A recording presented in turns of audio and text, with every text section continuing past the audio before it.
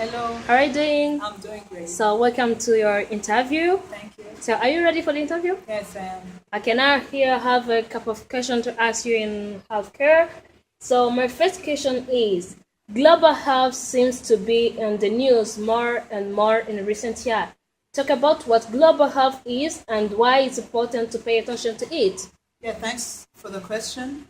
Global health is an area for study, research, and practice that places a priority in improving health and achieving equity in health for all people worldwide.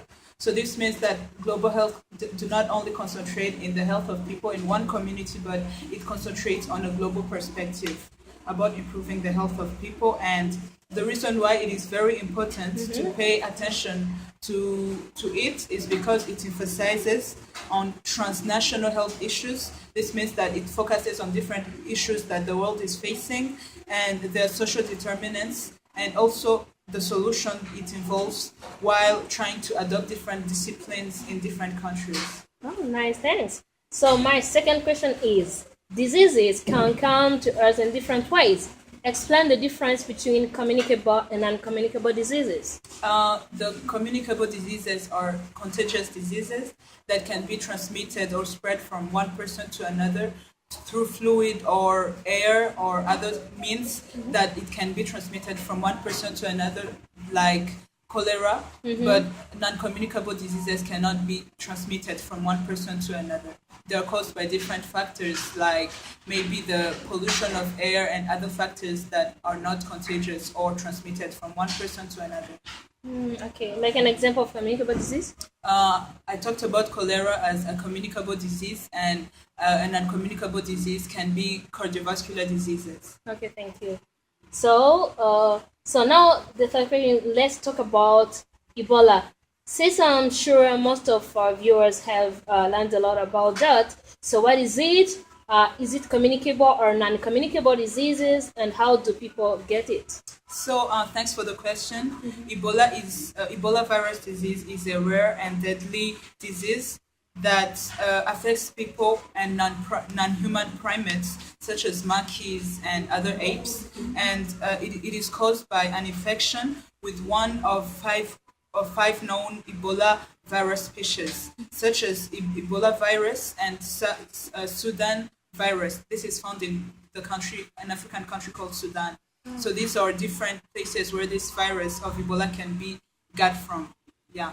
And Ebola is a communicable disease because it can be transmitted from one person to another through fluids, through body fluids like vomit, blood, sweat. Yeah. And one can get it, as I talked, through direct contact with bodily fluids of a contaminated person or one who has died from it. Okay, thank you. So, what would raise a person's risk of getting Ebola? What could raise a person's risk of getting Ebola is getting into contact with a person who is contaminated or traveling to a country where there is an Ebola outbreak. Like an example, for the first years in Africa, in West Africa, we have had many cases of Ebola, and traveling in those countries is one way that one can be exposed to getting Ebola. So Ebola can be got from getting into contact with people who are contaminated or traveling to countries where there is an outbreak of Ebola. Sounds good. So, to prevent or at least lessen the chance of getting Ebola, what should people do?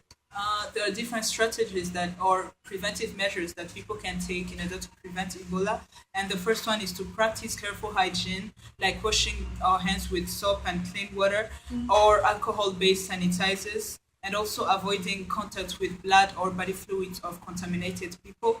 And another strategy that can be used is not handling items that may have come in contact with infected people, people who are affected by Ebola, and also avoiding funeral or burial rituals that require handling the body of someone who has died from Ebola, because we have learned that it is transmitted through body fluids. So when you get into contact with a person who has died from Ebola without protection, you can easily get this disease. And also one should avoid facilities in in countries that are exposed to Ebola, like West Africa countries where Ebola patients are being treated.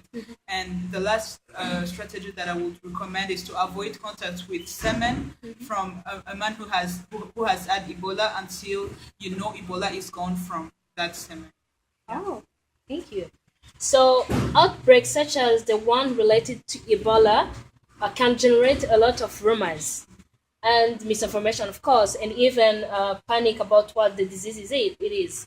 So, how it is transmitted and how likely people are to get it. So, I want to talk about that. You talk about the need for educating people about facts and vaccine.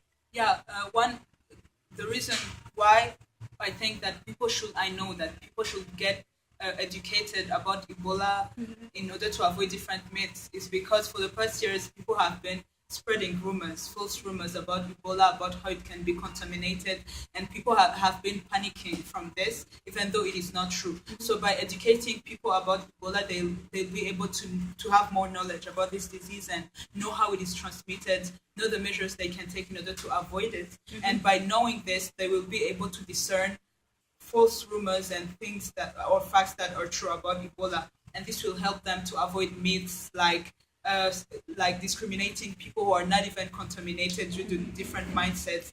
In this way, people will get to know what is wrong and what is not right by getting the facts and being educated about Ebola.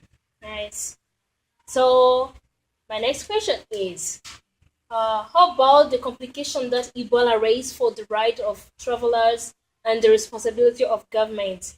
Catchy Hickox, for example, is a nurse from Maine who returned to the state following a trip to West Africa in the fall of 2014 and promptly had a quarantine-related restriction thrust upon her restriction that she was very much against. So briefly, I want that you describe the difficulty of balancing individual rights and government responsibility. Yeah, taking into consideration that example of Cassie, who was a nurse in the United States of America and had to travel to West Africa, Sierra Leone, to attend to Ebola patients. By doing this, she had the right to do it because she's a nurse and it's one of her responsibilities to attend to sick people. And she felt like her rights were being violated by the government because the United States government restricted people to travel to those countries where there is Ebola outbreak, like countries from West Africa. And when she got back to the United States, she was put into quarantine in order to avoid contaminating other people. And she got mad because of this. So her individual rights interfered, conflicted with the government responsibilities. So what she was doing, she thought that it was her right, and yes, it was her right.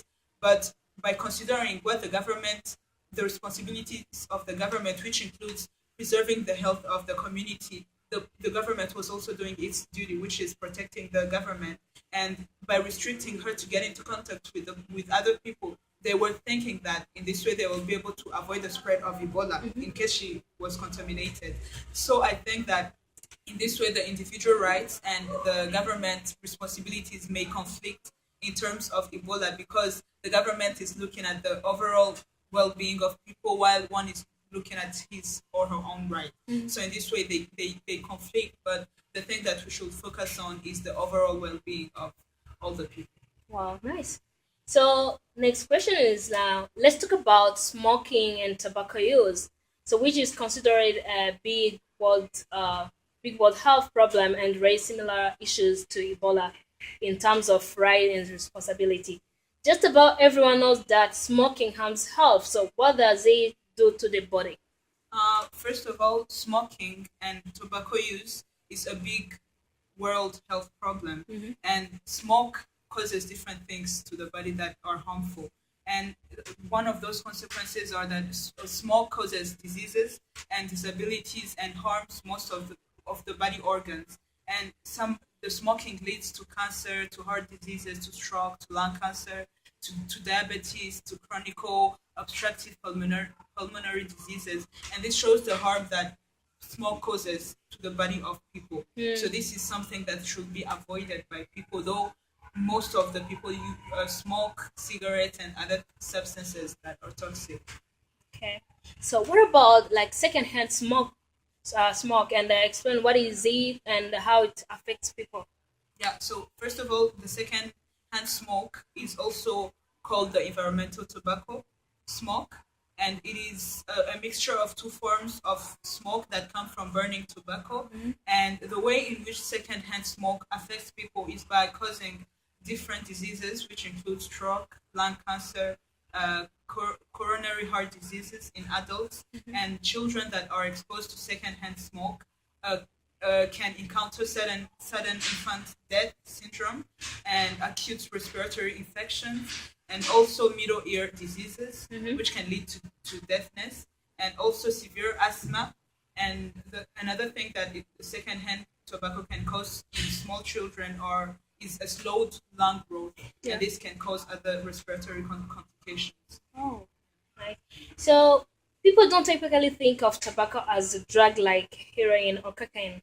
So, but the addiction it creates is very strong, isn't it? Yes. And should we think of tobacco use as a form of substance abuse? Yes. I think that we should think of it as a form of substance abuse. First of all, let's know what addiction is. So, addiction is characterized by compulsive drug seeking and use of different drugs or substances, regardless of the harm they can have on somebody's health. So, I think that the tobacco use is a drug abuse, and we should consider tobacco use as a form of substance abuse because most smokers use tobacco due to the fact that they are addicted to nicotine, which is a substance that is found in cigarettes, and then after that they are addicted to it, and it becomes impossible for them to let go or stop smoking. So it is a form of substance abuse. So, thank you for talking to us, You're welcome. and we're nice really talk with you. Thank you. Pleasure was